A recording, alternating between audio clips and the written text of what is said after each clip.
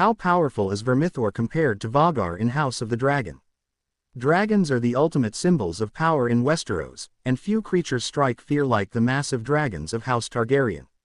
Among them, Vermithor and Vhagar are two of the most legendary, each with centuries of history, battles, and fire-breathing supremacy behind them.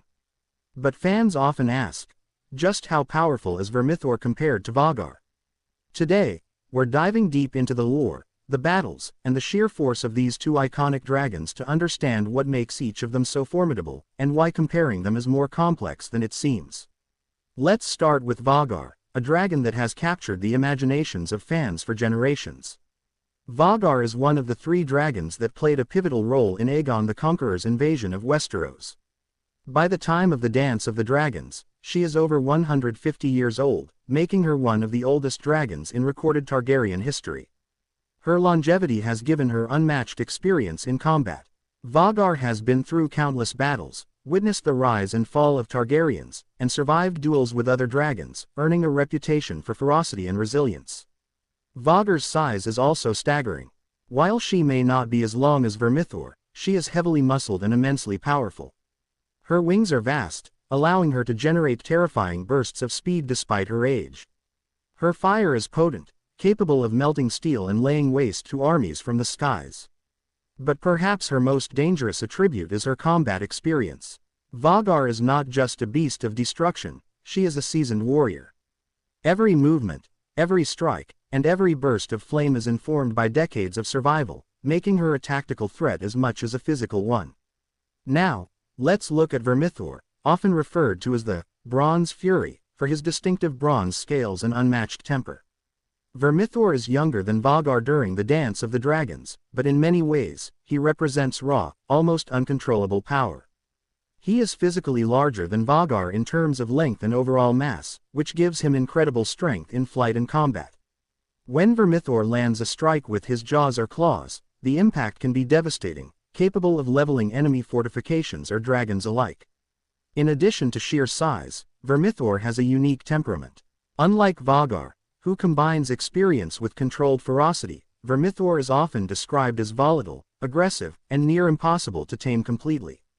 His attacks are ferocious, sometimes bordering on reckless, but they are extremely effective against less experienced dragons. Vermithor's fire is particularly intense, and his endurance in battle is impressive. A younger dragon with Vermithor's size and aggression can often outpace older dragons, especially if they rely too heavily on experience rather than brute strength. So how do these dragons compare in direct combat? While the series does not show a one-on-one fight between Vhagar and Vermithor, the lore provides clues.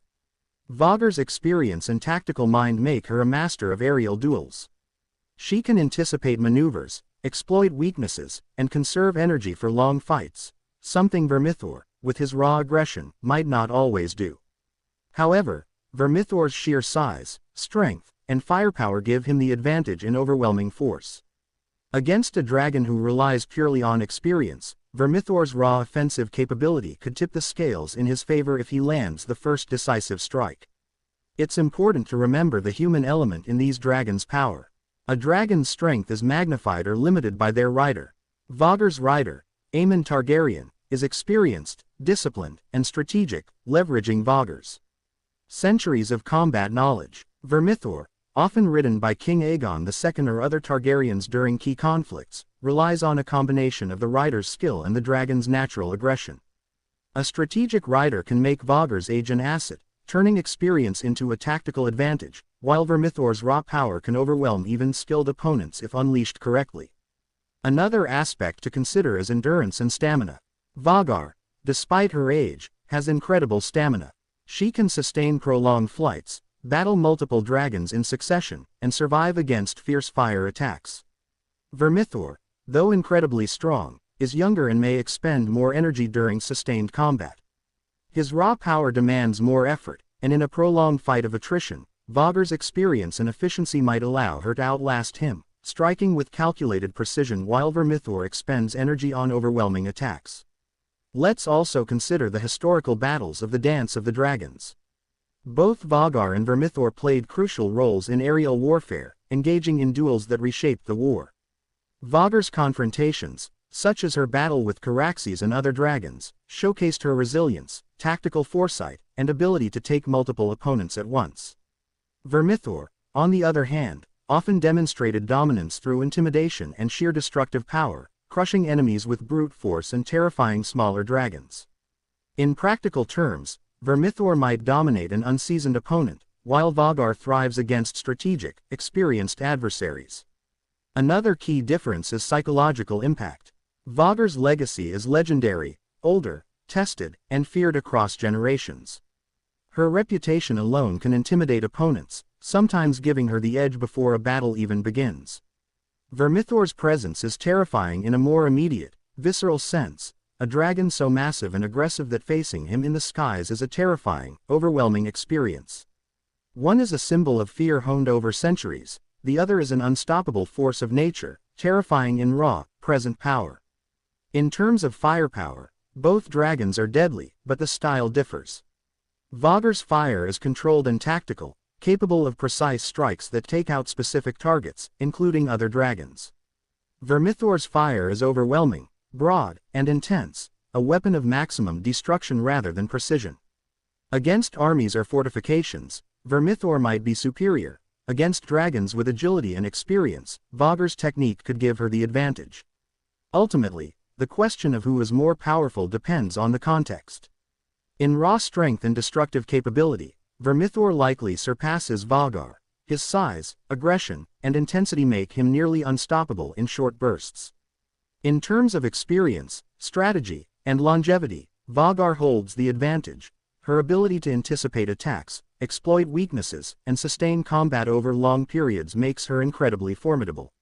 In a direct confrontation, the outcome could depend on the skill of the rider, the environment, and even timing. The lore also suggests that dragons, like their riders, have strengths and weaknesses that evolve over time.